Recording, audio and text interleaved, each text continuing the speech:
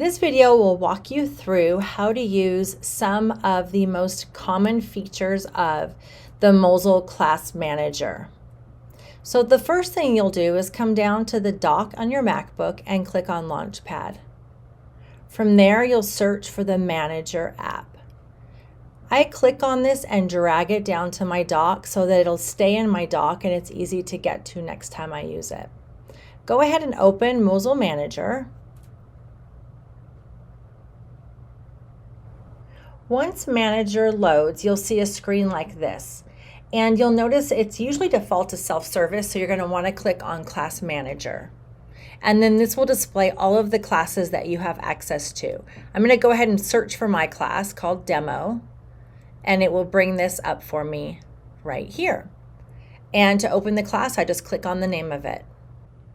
And this brings you to the class dashboard. So you can adjust this depending on what type of devices you're working with. So if you're working with student iPads or student MacBooks, make sure that you select the correct option. So I'm managing MacBooks for this one. I want to make sure that the Prepare Classroom app is toggled on. And then I'm going to set the duration of my class. I can always end this earlier if I want to, but this just will force end the class if I forget to end it myself. This is where your students are. If you have an absent student, you're going to want to click on it so that you're not taking over their MacBook when they're not in class. And then just go ahead and click on Start Class. This will display all of your students in your class. I only have one for my demo class, so we'll take a look at this. I can tell that this student is not connected because of the exclamation mark and the push pending. So I can tell for sure that they are connected to Bluetooth and Wi-Fi. So either use the push pending or come up and use the refresh button.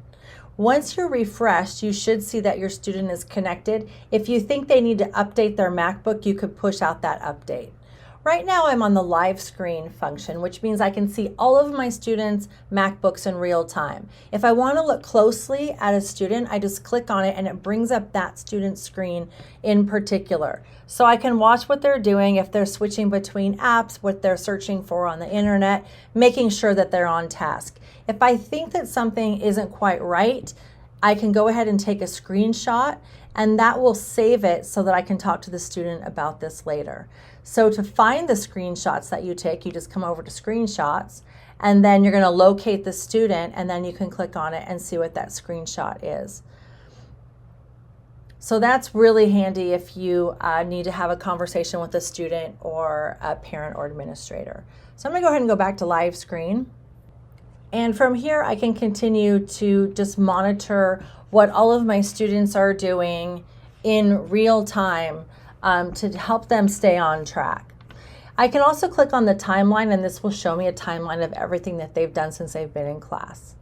Going back to the status page, this is where all my students are listed and tells me if they're still connected or not. Another useful function is the Save Test option. So I'm going to click on Save Test, and what I've done is I have copied the URL of a Google Form exit ticket, and I want my students to take it before they leave. And I can go ahead and set a time duration if I want to just give them 5 minutes on it or whatever. You don't have to, but it's up to you. And then when I have this finished up, I click Apply Save Test.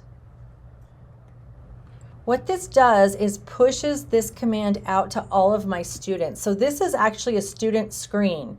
You'll see that it just overtook their screen and it pushed out this exit ticket for them to answer.